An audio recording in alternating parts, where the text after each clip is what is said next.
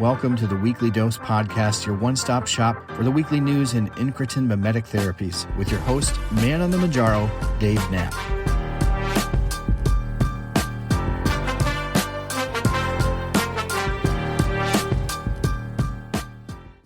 Let's talk about the single-dose vials. We're going to make the business case for why I think it's a foregone conclusion. They will be released. And we're also going to debunk some of the arguments that are going out against single-dose vials right now that are pretty easy to poke just some pretty logical holes in. So the first thing that I think is important to understand is publicly traded companies. So basically baked into the price of the stock of Eli Lilly are forecasts for profitability. Baked into those numbers are what they expected to fill for Zepbound and Mounjaro for this year and all their other medications. So if you want to understand the kind of pressure that Eli Lilly's under right now, it's important to understand about a little bit about the drug called donanemab. So donanemab is actually a medication for the treatment of Alzheimer's. And donanemab was expected to already have FDA approval in the United States and already be on the market generating revenue for Eli Lilly this year. Those were baked into their numbers. Donanemab has yet to receive FDA approval for whatever reason, not really what we're going to cover on this video, but it is important to understand that when you think about the profitability that they've reported to their investors, this is going to put a strain on their ability to meet those benchmarks. So how do they make up for those shortcomings? Well, they definitely have to hit the mark with Zepbound and Mounjaro, right? Well, that's absolutely correct. And I think that they have outperformed on writing Zepbound scripts. So that all bodes well for their profitability through the year. And not just profitability, of course, they'll be profited, but being as profitable as they anticipated, right? So we know that there's pressure on Eli Lilly right now because of the lack of donanemab's approval to compensate for that elsewhere.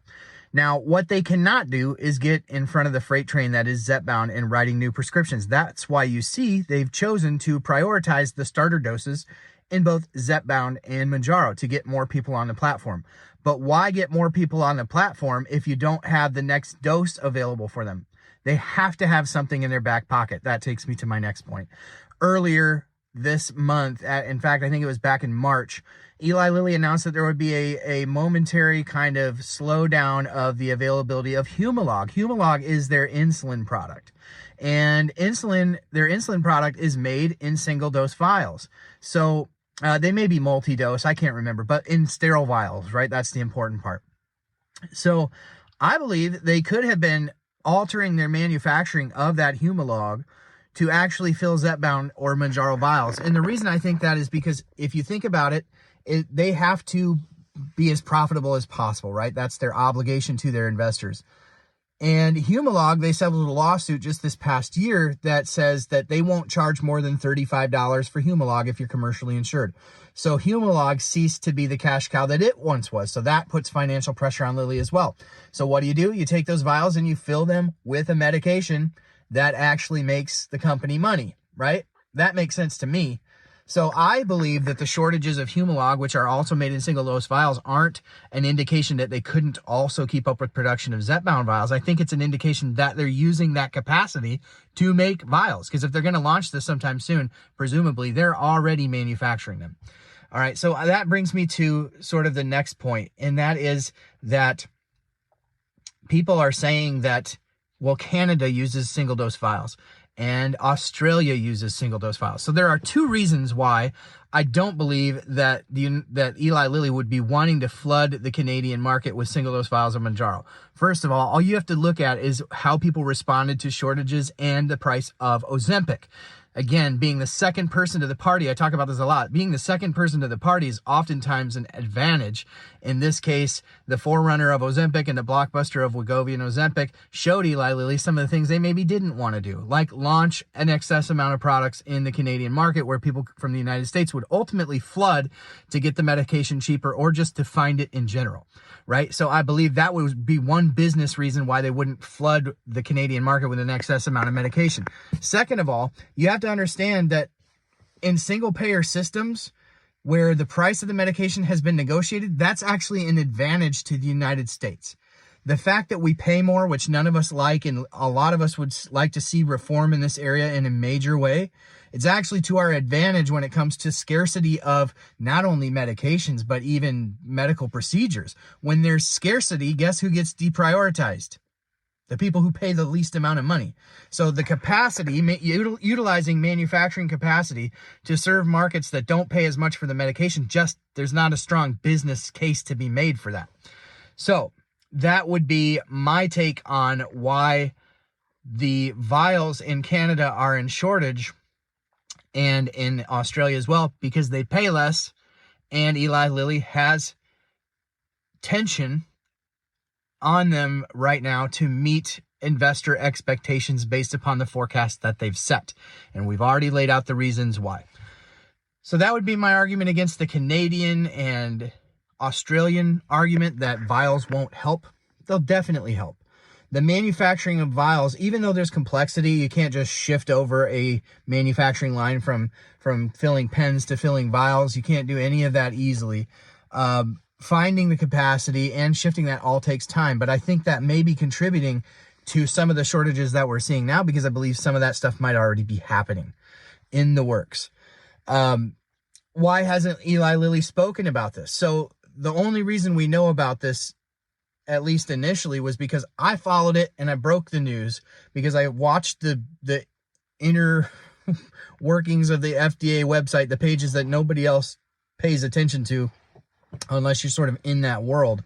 And I found the single-dose vial approval. I actually called my shop because I saw it pop up the same way that Mounjaro vials popped up, and it popped up for Zepbound, and then a couple days later, sure enough, there was the paperwork. So I made videos about that, and now everybody's talking about it, right? Including the mainstream media, who has picked up this Release the Vial story. So we've been way out ahead of all this on the pen. That's why you follow this channel. So I feel like we've covered the Canadian thing and the Australian thing enough to make, okay, that makes sense, right? Makes sense that they would not get prioritized when manufacturing's already strained in the United States. And the lesson that they learned from Novo Nordisk and flooding the market with Wegovy or Ozempic, and having people go up to Canada to get Ozempic. So the next thing that I hear is, well, my Eli Lilly drug rep came in and he gave us the tea. Okay. Well, historically, the drug reps don't have a lot of visibility into the manufacturing side of the company. And anytime that I've heard anybody lead with that, I've kind of learned to temper my expectations, because it's usually a nothing burger. No shade against them, but they're not given a bunch of information that happens at the higher levels of the company. Single dose, they're correct in saying the single dose vials aren't for the US if they're talking about Mounjaro. But when we're talking about Zepbound, because Eli Lilly has told us that, you don't have to be a drug rep at Eli Lilly to know that the Mounjaro vials weren't intended for the US markets, at least initially, even though they were approved here. They told us these are what we're going to launch outside the US, right? They didn't want to take the pens away from the United States. And the cost of manufacturing it is much cheaper, and the ex-US markets, like we just talked about, pay a lot less for the medication. So save your margins. It's all, you can rationalize through most of this stuff, right? So the issue with the drug reps saying that it isn't for US markets, they're only talking about Mounjaro, because we've learned through Eli Lilly's C-level people on these earnings calls that Zepbound is just for the United States. Even if they get weight loss indications for tirzepatide overseas, they're not rebranding it. It's just Mounjaro. So the fact that they approved Zepbound vials in the United States tells us that would be for this market. It would be for the United States, because it's not Zepbound anywhere else but here. So they put that into play with the FDA, knowing that they may have to, again, like I've said and been quoted in different articles, pull that ripcord. So from the patient perspective, we've been arguing we don't want to continue to yo-yo on doses. We don't want to have to continue to be forced to look at alternative sources for these medications. If there is a way for Eli Lilly to alleviate the shortages, they should be pulling that ripcord before it makes business sense. Like, It makes patient sense right now, so hear us.